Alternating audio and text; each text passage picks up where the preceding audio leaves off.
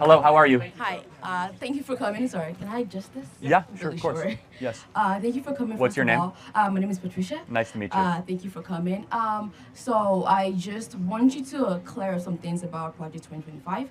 I know Trump has refused, like said, he doesn't know anything about it a lot of times, but people keep bringing that up. So I just wanted to, can you give me some insights about that? Yeah, the question was about Project 2025. So it was authored by an outside group called the Heritage Foundation, not part of the Trump campaign. Has some good ideas, has some really wacky ideas in it, and now Trump is being blamed for every single part of it. So let me tell you what this would be like. This would be like if a group of Democrat think tank operatives would put together a suggestion of what they think Kamala Harris should do in a second term. They call it Project 2025. Kamala Harris doesn't know about it, and then all of a sudden she has to defend it, if that makes sense. What Donald Trump will defend is the 20 things on his website. So there are 20 things in the Republican platform. It's we're going to drill on day one, secure the border, end the Russian-Ukrainian war. We don't have to wonder about what Trump would do because we can look at 4 years of him as president. And it's not about the rhetoric. It's not about any of that. It's there were no new wars.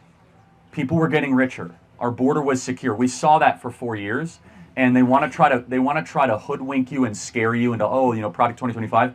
Yeah, Donald Trump's true Project 2025 is lower energy costs, lower home prices, and a stable country, not the 800-page document that has been published.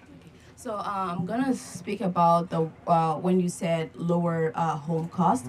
So can you please just give me numbers of like estimated like numbers of new home buyers in Trump's administration compared to Biden's? Because I personally disagree with that because during Trump's administration, my parents found it really hard to buy a house.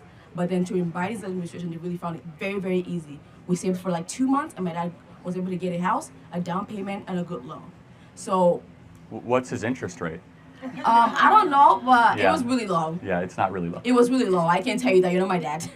I can tell Yeah, you I'm that. just saying. I'm just saying though. But there's no the interest rates were at 2% under Trump, and they're Well, 10% okay. now. Okay. Maybe there was some program he was part of that I'm But not then familiar with. But we're yeah. like, I just need to know like the number of people that were able to buy houses during Trump's administration compared. Oh yeah, no, for sure. Yeah, so because okay. home ownership is going down dramatically. Renting is going up, and just the home prices themselves reflect that. So when you have a bunch of people that are trying to buy a restricted good, simple supply and demand, you have prices go up, right? Okay. So when you have a bunch of people that try to buy an abundant good, prices stabilize. If you have not a lot of people that try to buy an abundant good, then prices go down. But yes, renting is going up nearly across the country, across the board. Under Donald Trump, we were averaging a couple million new homes that were being built every single year. That's not the case right now. And just the one kicker number, I'm glad your dad was able to do well, but the average interest rate under Trump was 2%. Now it's 10%.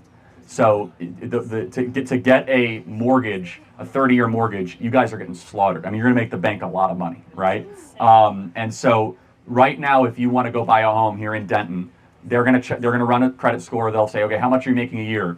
Let's pretend you guys out of college, you do well, and you are earning $90,000 a year. Can't own a home. $105,000 a year. Can't own a home. $110,000 a year. Can't own a home. You guys understand how insane that is? A lot of you guys probably thought, if I'm able to earn six figures, I can get my piece of the American dream. The numbers don't reflect that. And that's according to Zillow.com. And that doesn't count all the other expenses you have to pay for, which are more expensive. And so I'm glad your family did well, but the data shows most people are not. Okay.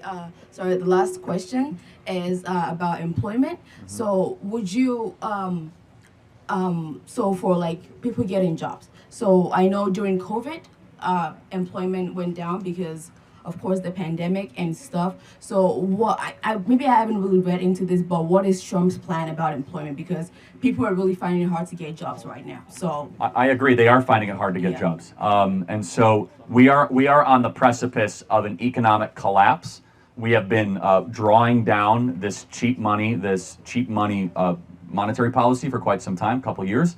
Number one, we have to lower energy costs, which makes it easier for employers to hire. We have to drill, baby, drill, and here in the state of Texas, it is very easy to drill, and it would create tons of jobs. Number two, we have to get interest rates down, which means you need economic growth.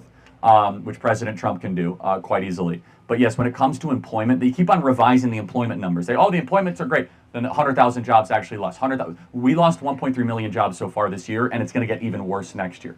But again, we don't have to worry or wonder about the employment numbers, because when Trump was president, we had the lowest ever black unemployment, lowest ever Hispanic unemployment, lowest ever Asian American unemployment. And you guys remember the Trump years.